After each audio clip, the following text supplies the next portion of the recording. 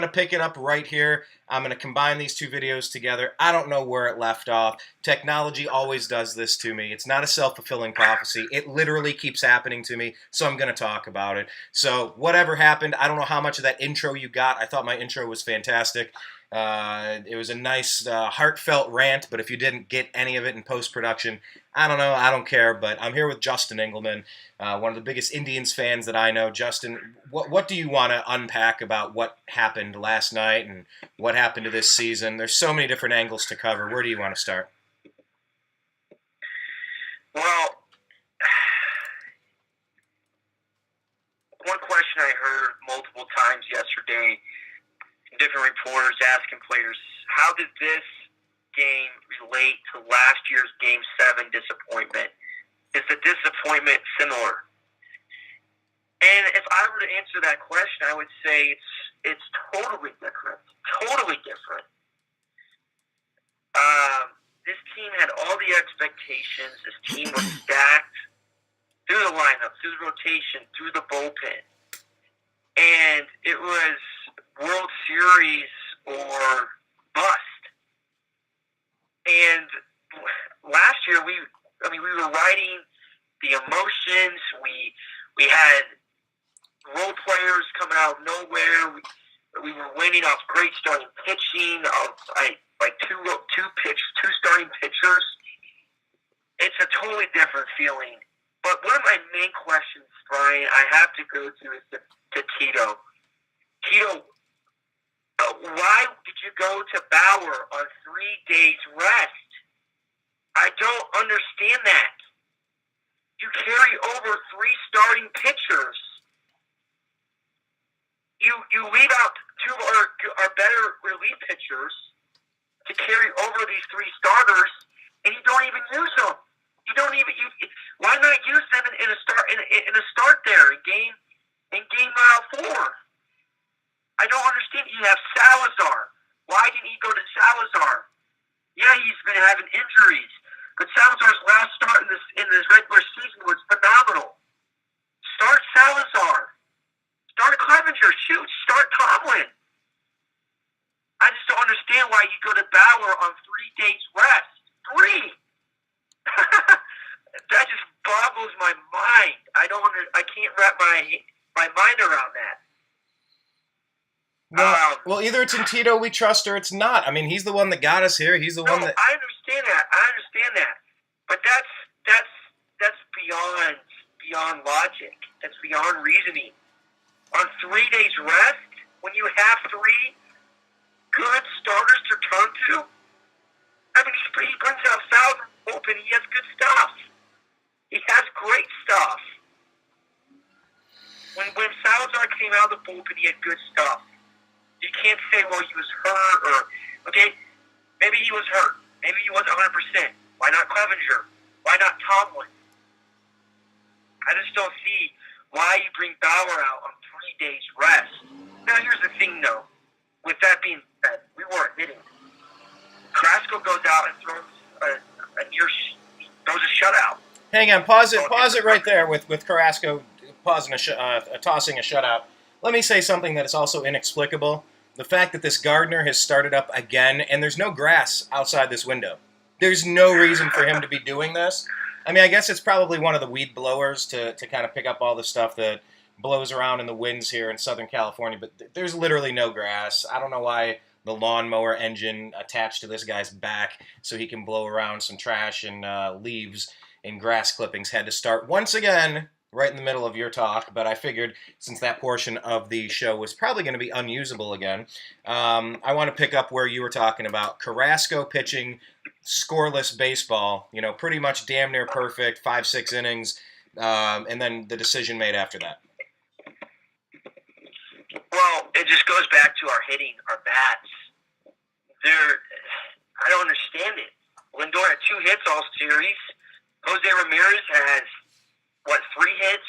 2 hits? I can't remember the exact stat. It was just pitiful. Encarnacion gets hurt, yeah. But he didn't even have a hit in both games he played. I mean,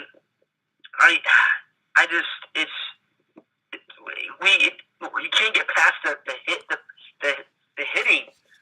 mean, yeah, I mean, we could have had a different pitcher out there, but what good does that do if we're not hitting, we're not producing? It was not the same. It was not the same Indians team that we saw for most of the year. Especially the second half of the season where everybody was getting it done when it counted. In Game 1, I had concerns. My neighbor asked me, "So hey, how about those Indians or whatever?" And I said, "Yeah, I mean, we won. What was it, 4-0 or something like that?" I said, "That's fine. We won the game, but we left the bases loaded twice."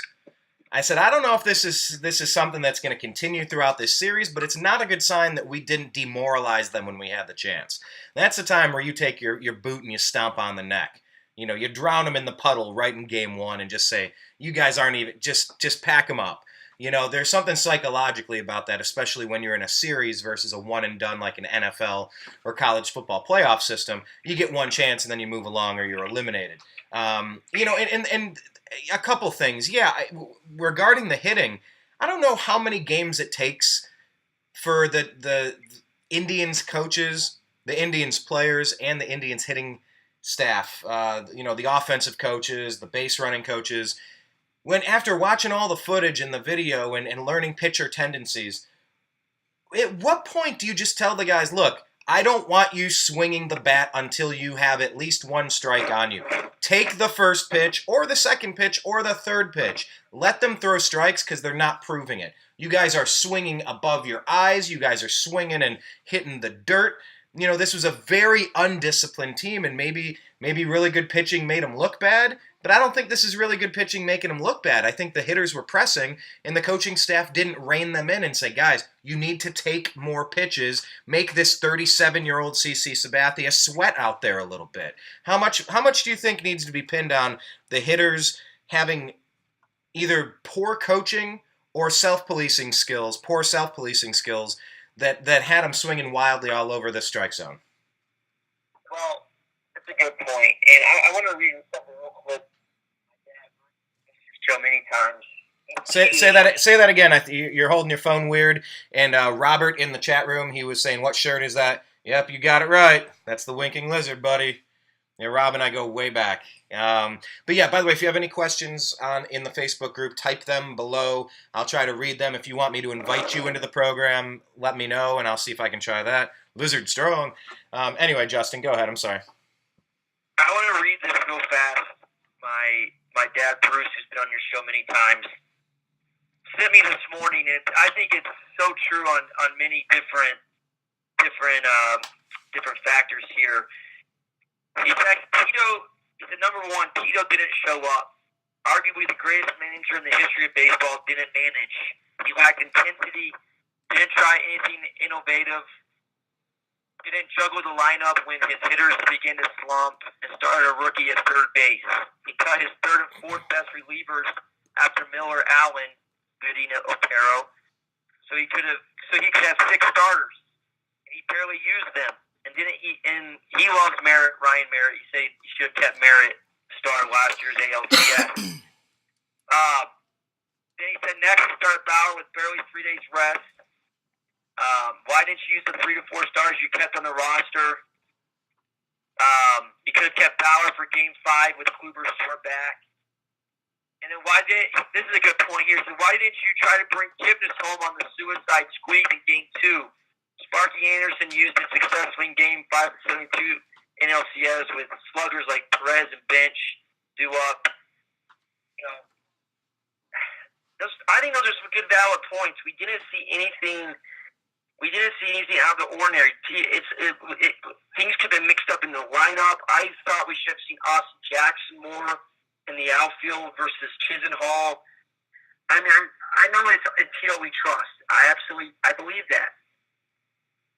But the starting rotation was, I think, handled very poorly. He should have had Urshel at third. Okay, after those errors, he had an RBI single, but to me, you don't put Kipnis in center field at all. Yeah, he had a great catch, but that fly ball in center field that it cost us a run, that should have been out. That was a shallow fly ball in center field. Austin Jackson, to me, that's an out. Well, yeah, we saw Austin Jackson against the Red Sox flipping upside down and falling into the bleachers, taking home run balls away. We saw Aaron Judge take away a Lindor home run that would have won that game for us and advanced us along, and with a chance to play the Astros.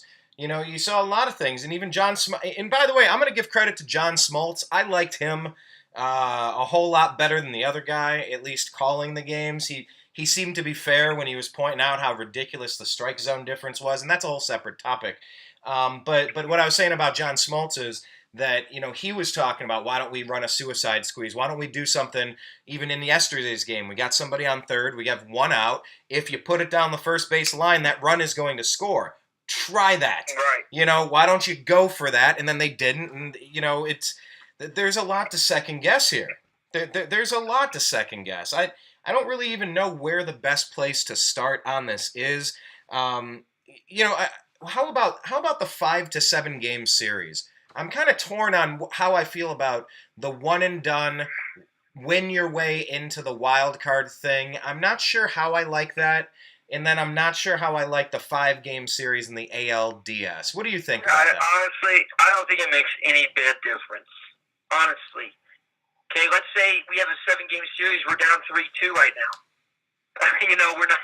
If we can't wrap it up in 5 games, then 2 more games going to do. Honestly, I mean, from what I saw out there, what's going to change? We had a 2-0 lead. If you lose 3 games in a row in the playoff series, you don't deserve to be in that series. You don't deserve to win the series if you lose 3 games in a row. First of all, but second of all, what are the chances? Yeah, we saw a Cubs freak series with injury laden team with the Indians do it. That kind of explained it. But to me, a game 5 or a 5 game series over a 7 game series in this particular series means nothing. We didn't hit. We played a crappy defense. The next should be a 1-run game going into the bottom of the 9th. Chapman was on the bench for 27 minutes. He looked a little erratic coming out. You know, I mean, that should be a 1-run game going to the 9th. It's just like our heads were out of it, our minds were out of it. I think we just got caught up in the moment in New York. You know, How do you got caught up in the moment in New York? In what way? Just with the fans. I think the crowd effect. Yeah, but this is a team This is a team that won 22 in a row. This is a team that went on a whole West Coast trip and didn't lose a game. I mean, there is no explicable reason for this to happen. You know, there's no discussing our way out of this one. There's no justifying, and I know you're not saying that. But you know, let me just take a bit of a harsher stance here for just a second. I mean, this was completely winnable.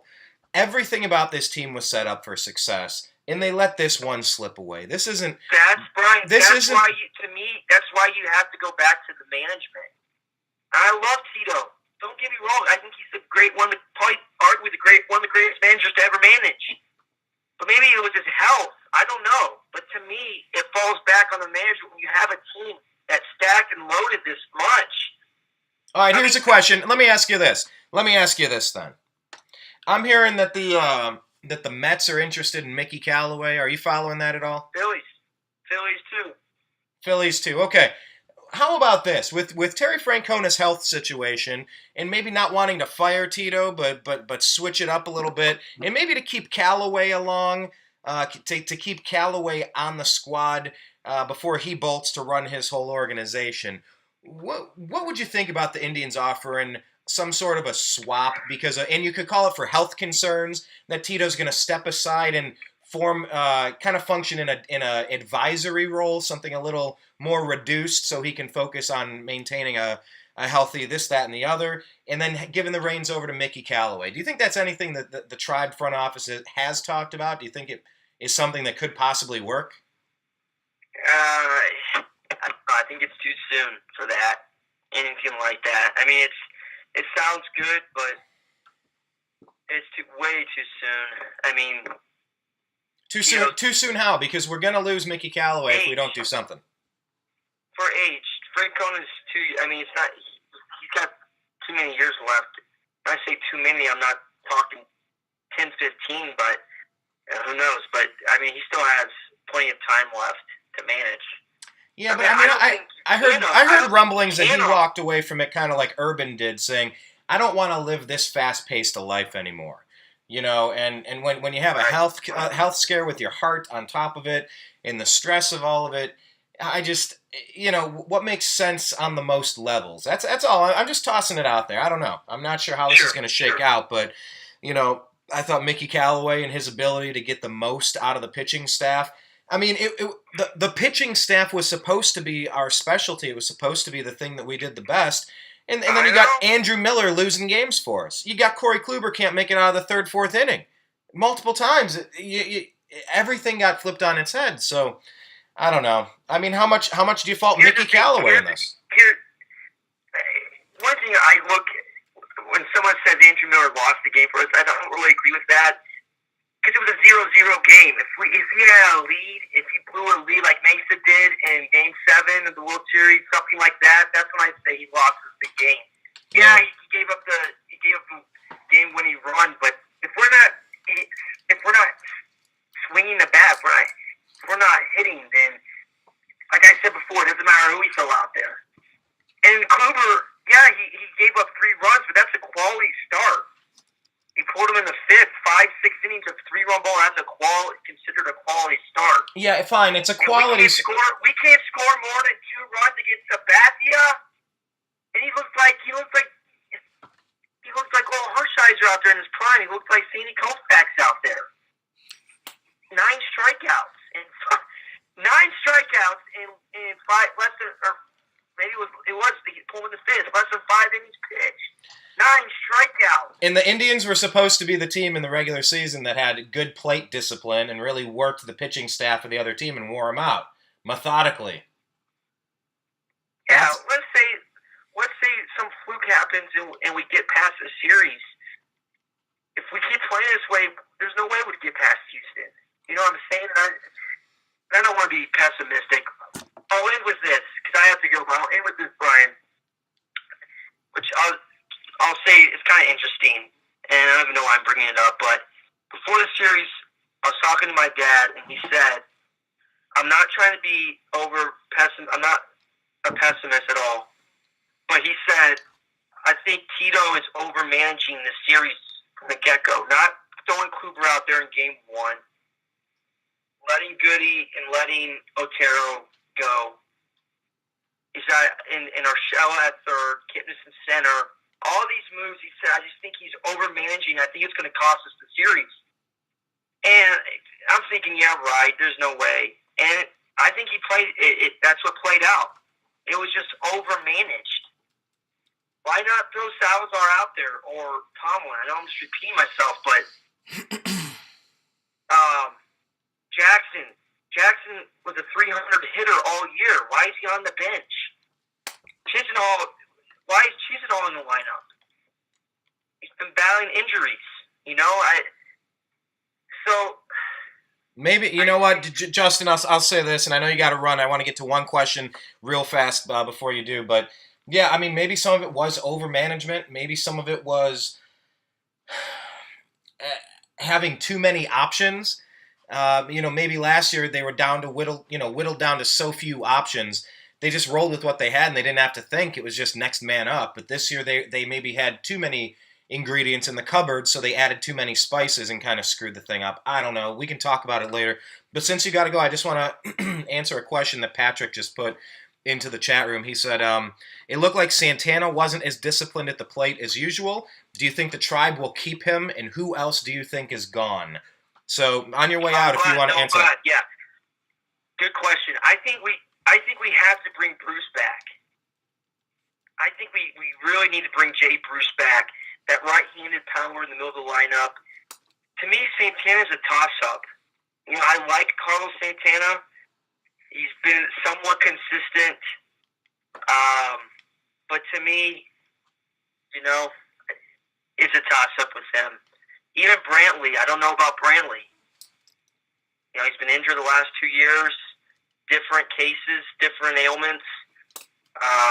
Well, it makes you wonder if Michael Brantley might sign a Steph Curry contract coming off some injuries, for a couple of years to try to prove himself, or if you might get someone like Carlos Santana willing to take an Andre Iguodala discount to stay with a really good team. And it's like, hey, I'm comfortable here. I've made a lot of money here. I'll get another very fair contract here. I could make more to uproot my life and go play for a losing squad, but I'd rather stay. So, I mean, part of it will depend on, how money hungry Jay Bruce is. He said this is the most fun he's ever had playing baseball. At this stage of his career, would he rather have $20 million or another run at the playoffs? I don't know. I mean, that's something that these players are going to have to decide what's important to them. And as we talk about culture, Tito Francona and his culture, that's where we're going to find this out, won't we? Yeah, absolutely. We got to bring Bruce back. Got to bring Jay Bruce back. I'm okay with that. I'd support that. Okay, Justin, I'll let you go, man. Any final words on your way out the door, sir? Just no final words, really. I know. Final words are good to say. Healing time. Yeah, we need some time to heal on this one. This is a painful one. All right, buddy. Thank you for your time. I'll talk to you soon. Thanks, Brian. All right, so we'll let him go. And if you had any other comments or questions, type them below. Excuse me. If you wanted to jump in the show and answer something or ask something, I could click the invite button. But, wrapping this up, we didn't really even get into the strike zone conversation. I know that there were plenty of calls on the other side, and when you're wrapped up in it, it's easy to want to blame a referee. It's easy to want to blame an umpire. It's easy to want to blame somebody else. But what we just watched with this Cleveland Indians team was we just got to look in the mirror. We crapped the bed on national TV. And you're in the playoffs. It's no mistake that a team with such a storied history. I was out at a place last night, and on the table it was like a montage of pictures and stuff, and it had Joe DiMaggio or something, and it said that he a Sicilian immigrant, him and his 8 brothers or 8 family members or 10 family members, and then talked about him winning 9 championships. I went, ooh, woo. So, from DiMaggio to today, we're playing the Yankees. This is a team with pedigree. This is a team with a storied history and a fan base. Maybe that's, in a way, what Kyrie Irving's alluding to, or maybe Kyrie just wants to lose a couple teeth on opening night. I don't know what his point is, but that guy is pretty much dead to me now, because I cheer for Laundry, and now he's bad-mouthing, the Cleveland sports fans. It's kind of my thing. I kind of take that personally. But, on one hand, we played the Yankees. They were a very good team. They beat the Twins in a must-win situation. They were primed, and they played a little better baseball than we did. A little. I mean, if Aaron Judge can't get that home run that's over the fence, if Lindor put one more foot, couple inches on that ball, we win that game, and we're playing the Astros, and we can resettle and reshuffle the rotation. But then, the flip side of that is, if the team played like this, weren't we just going to get destroyed by the next team or the next team? I don't know. I mean, I can see both sides on all of this. Maybe the Yankees are the only team that could have eliminated us from the playoffs this year. I don't know. I will literally have no way of knowing.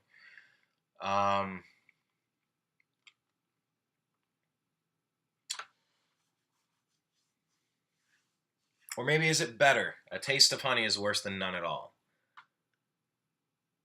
You get close, and then you think something's going to happen, and then it doesn't happen. It doesn't come through again and again and again and again. It gets old. It gets old. Come on. How many decades before the Cleveland Browns can show some dignity and respect? Come on. It's okay to have off years. It's okay to go through tough times, but when you're having decades of tough times, come on. That's not okay. That's not acceptable. And it's so rare to get a championship run. And then it's so rare to actually have a chance once you get there. The Cavaliers were in a weird spot because the first chance we got with LeBron back, Kyrie was injured and Kevin Love was injured. It was LeBron and a bunch of backups versus the Warriors, and we took them to pretty far. Pretty far. We extended that series quite a bit on almost nothing. Got it in year 2. Had to overcome an early deficit. But then year 3, they just added Durant and made it really tough. My point in kind of replaying the past 3 years of Cavalier basketball for you is to let you know that even when you have perhaps, arguably, one of the top 10 best players of all time, maybe, arguably, the best all-around basketball player this earth has ever seen, that's the camp I'm in. I've made my decision. I've ranked him above Michael Jordan for various reasons. Different areas of LeBron's game excels where Jordan just did not play at that high a level as consistently. I'm doing that to talk about the past 3 years with the Cavs. Even making it to a championship, they really only had a chance to win one once. And we started off on the wrong foot and had to climb uphill to fix it the whole rest of the series once we went down 3-1. This is different. We started off strong, 2-0 against the Yankees. And then we lost it. It slipped away. The team felt flat, felt deflated, lacked confidence, something was different. I don't know yet what it was. Something was different with the team.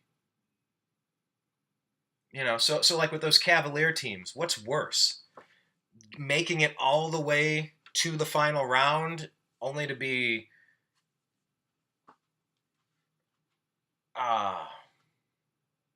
extremely disappointed and deflated and defeated.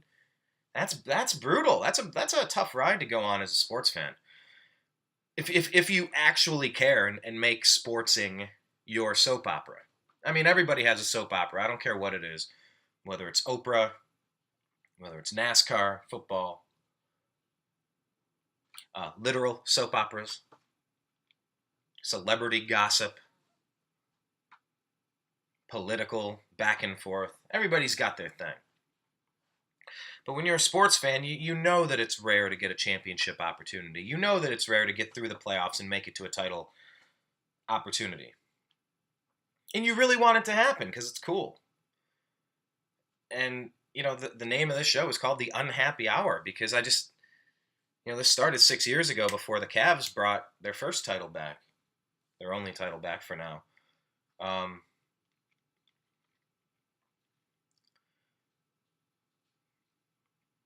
It's hard to take this journey and then, I don't know, and just waste a good opportunity. It was a good opportunity for the Cleveland Indians to bring home a title, and they let it slip through. There's only so many years with the contracts that you get, the players, the injuries, there's a lot of dynamics moving around. They talk about your window of opportunity. Is it closing? Is it opening? The 1994 Indians, that was when the new stadium opened. And, Baerga, Bell, Lofton, Alomar, Tomey, Ramirez, like all these guys were coming up in the program. You went, okay, there's our window of opportunity. Of course, in the most Indiansy, Clevelandy, in the most Clevelandy way possible, Major League Baseball goes on a strike that year.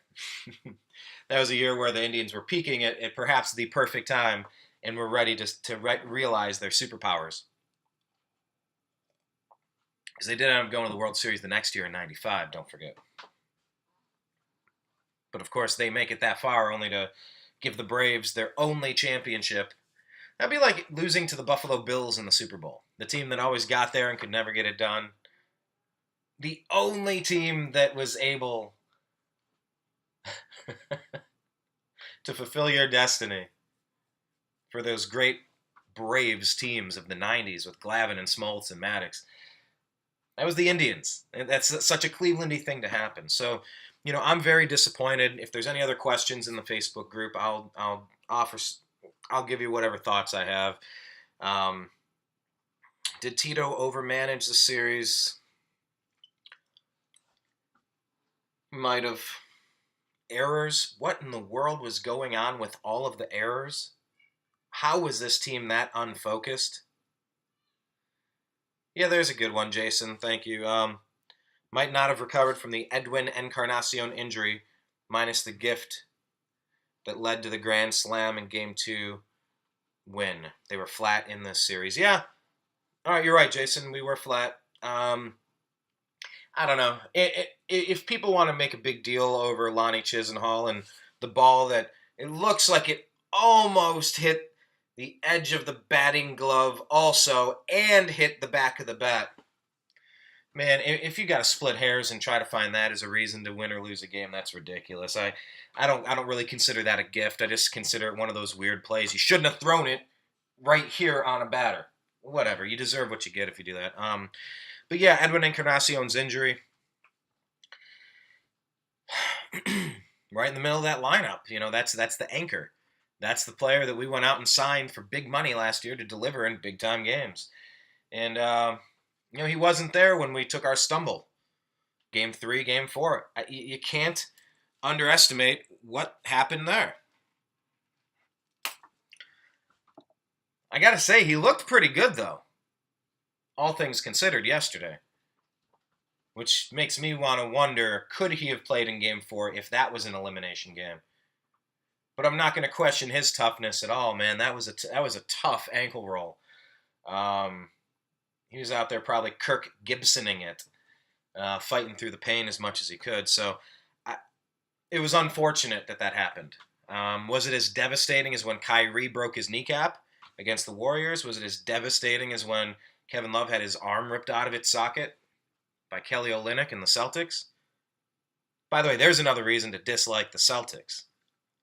Don't forget that as Cavaliers season's about to start. I'm going to be happy to put this hat to bed for a little bit. Well, maybe get a haircut. Put this hat to bed and get back into the Cleveland Cavaliers stuff.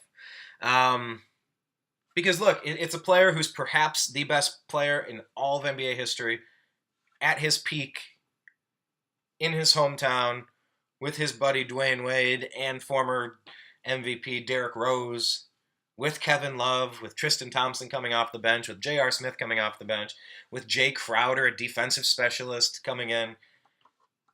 We lost Kyrie, but we added some pieces. I hope this could be a fun season for the Cavaliers, because their window, every team has a window. And this is LeBron at peak power. Let's utilize it. Darren is asking thoughts on Kyrie being a little bitch and calling Cleveland a bad sports town. Yeah, what is the exact quote from that story? I know we're talking about it. Here, let me... Here we go. Kyrie Sports Town. I want to get the exact quote.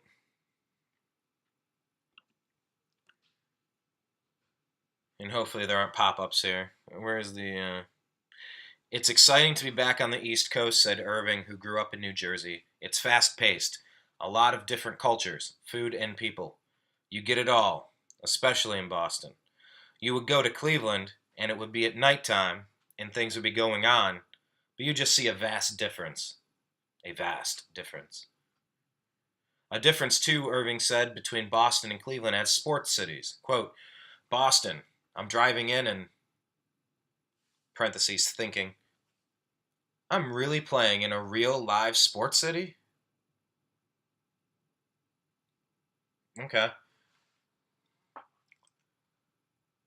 So Kyrie was doomed to play in a not real, dead sports city such as Cleveland. Okay. All right, Mr. Flat Earth and your cult. Okay. Okay, I guess we got a guy to root against. I mean, what more can I tell you? If you don't think that Cleveland is the epitome of a real life sports city, that's had like almost all of the bad luck possible piled up on top of it in a disproportionate way. Mike Polk Jr. says, It is statistically more unlikely for you to be this consistently bad than it would be for you to accidentally, occasionally be good. The probability is staggering. That's kind of how it feels being a Cleveland sports fan. The probability is staggering that it could be this consistently bad and not occasionally accidentally bringing home the trophies. I mean, 2009, 2007, 2016, 2017 Indians, 97 Indians, 95 Indians, 94 Indians. That's a lot of great teams to never get one. I'm not okay with it. I really don't ever want to celebrate anything regular season ever again. Ever. Ever again. 73 wins means nothing. Ooh, you won the regular season MVP like LeBron those 2 years. Means nothing. Looking back on this, it doesn't fill me with joy. It doesn't make me proud. It doesn't make me happy. It doesn't make me excited to win a regular season MVP. 73 wins in a season for the Warriors. What did that do for them? An undefeated season heading into the Super Bowl for the Patriots. We don't play for the regular season. I get the people that are saying, look, there's a World Series champion every year, and the Cleveland Indians' 22-game winning streak was just one of those things that you might never see again in your lifetime. It's as rare as Halley's Comet. Once in a century. I don't care. I'm not going to think back about that fondly. I don't want to be reminded of it. It's the reason why, I had a Kyrie Irving picture hanging up in the office, and I don't want to see him hitting that shot. That memory now makes me upset with how things played out and how he bailed out of town. I'll keep up the LeBron block picture because that'll make me happy. The LeBron block picture will remind me of current good things. It's the same reason why I couldn't watch LeBron play when he was down at that team down south, who shall not be named, like Voldemort, right? I couldn't watch his highlights. I didn't want to see it. It didn't fill me with joy. I did watch the championships, watching the Spurs and rooting for the Spurs, watching the Mavericks and rooting for the Mavericks. We root for laundry, and we root for the storylines attached to the laundry. And the laundry in Cleveland says, it's a tough luck town. It's almost Murphy's Law. If it could go bad, it will go bad in Cleveland. It's where quarterbacks go to die.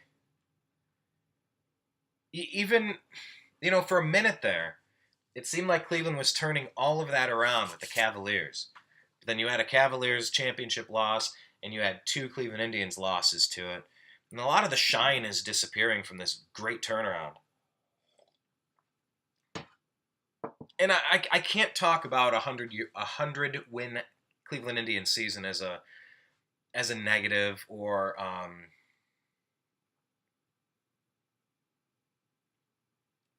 not going to sit here and bash what the regular season was. It was great that I got to go and reconnect with people at the stadium and go to a game and go into the old bullpen in right field. That was pretty cool. Almost caught a Jose Ramirez home run ball in my hat. I'll remember that. I took off the hat and I just held it there for a couple of pitches, and as soon as I put it back on my head, he hit a home run, landed next to me. If I wanted to elbow the guy and maybe come up with I could have got the ball, but I didn't want it that bad, but I knew I could have. But I chose not to.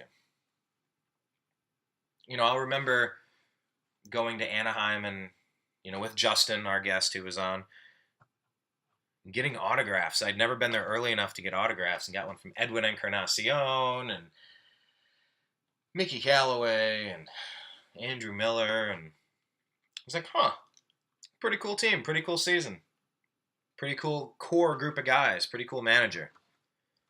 So I'm going to have good seasons in my database, in my memory bank. And I'll look back fondly, but, it's that ultimate championship that we're all chasing. It's that one moment to say, we finally did it.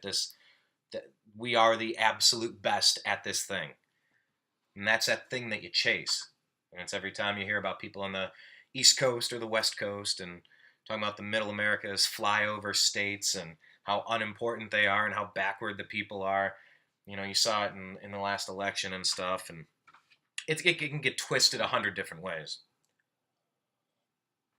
But, LeBron James, Kyrie Irving, Kevin Love bringing home that championship for the Cavaliers was a pretty great moment. And I'm just saying that the Cleveland Indians have been too good of an organization since 94 to not have at least one championship by now. And so, yes, it's very depressing to see what happened. I'm going to go through the final comments here. Let's see, vid.me/TheNewAmericanMedia. We started a new channel over there because YouTube is demonetizing and messing with our channel. On youtube.com/TheNewAmericanMedia. Follow us on both. Subscribe to both. Donate or watch commercials if you want. It all helps fund the cause that's going to be growing here shortly. But link up with us in both of those. And if you're watching after the fact on those networks, on this camera over here, this is the Facebook Live group. It's a private group called The Unhappy Hour Sports Show. Jump in. It's a private group, so we got to let you in and make sure you're actually a fan of some of what we're into, and we'll let you in. But it's a good community, and we take comments and questions and stuff live. Let's go through them real quick. Thoughts on Kyrie being a little bitch and calling Cleveland a bad sports town? Yep, covered it. Kyrie is going to be fun to dislike. And I really want to get into this flat earth nonsense and the fact that I want to investigate this pastor that may have helped him change his mind a little bit. Allegedly the same youth pastor who got Justin Bieber to cancel his world tour.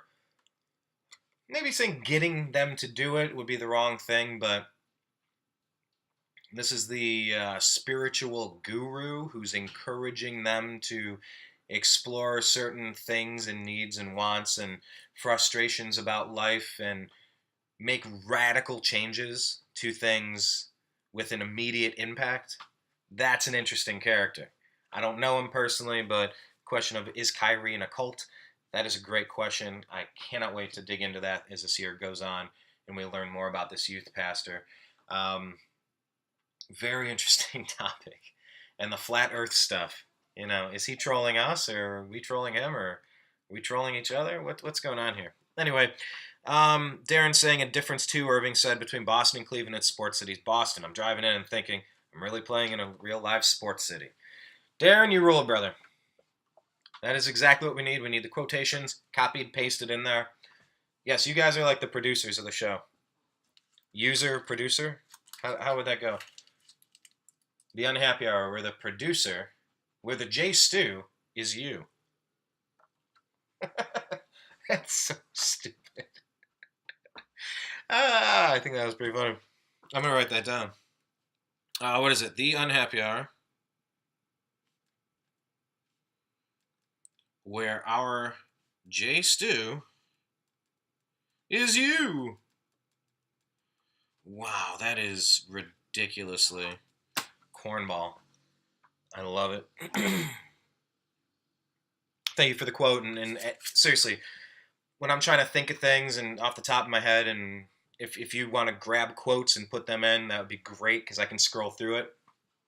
It's always good. Anyway, Jason is saying, I think Kyrie is still mad we left Baby in the corner when taking the championship photo in 2016. LeBron was next to Love and his two boys, and Kyrie was off in the far right corner. That would be ridiculous. That would be absolutely ridiculous if that's true. I don't know, Jason. I hope that's not anything to do with it. Yes, we do have a villain. I mean, every good hero story needs a villain, right? Who's the Cleveland Indians villain, then? Is it the Yankees? I think it's just the mirror. I think we did this to ourselves. Yankees played well, and we helped by not playing as well. Let's see. Are there any more diehard fans than Cleveland fans? No, Darren, there are not. Other fans are just pretenders, all things considered. What's up to Brian? What's up to Adam? R.I.P. Kaiser. Well, I don't think Deshaun Kaiser is done.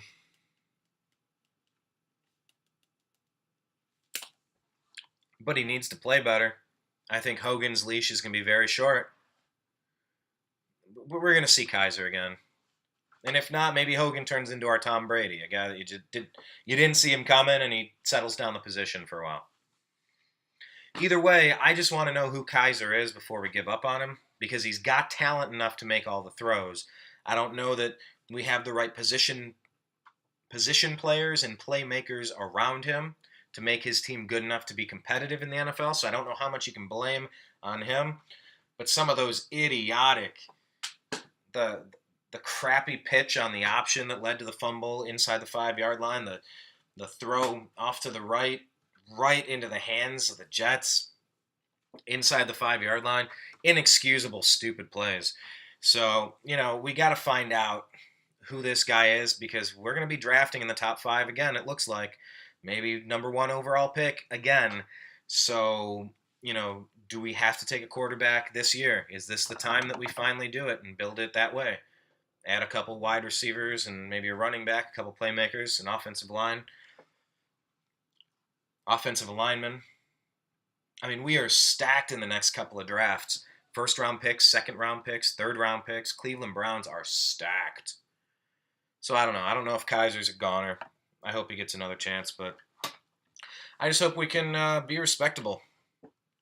It's just a joke. The Cleveland Browns are just a joke right now. Anyhow, thanks, Dave, for watching. We'll talk to you again soon. Disappointing ending for the Cleveland Indians, but hey. We got Derrick Rose. We got Dwayne Wade. Oh, is that beautiful? Finally, Miami gets to see what that looks like.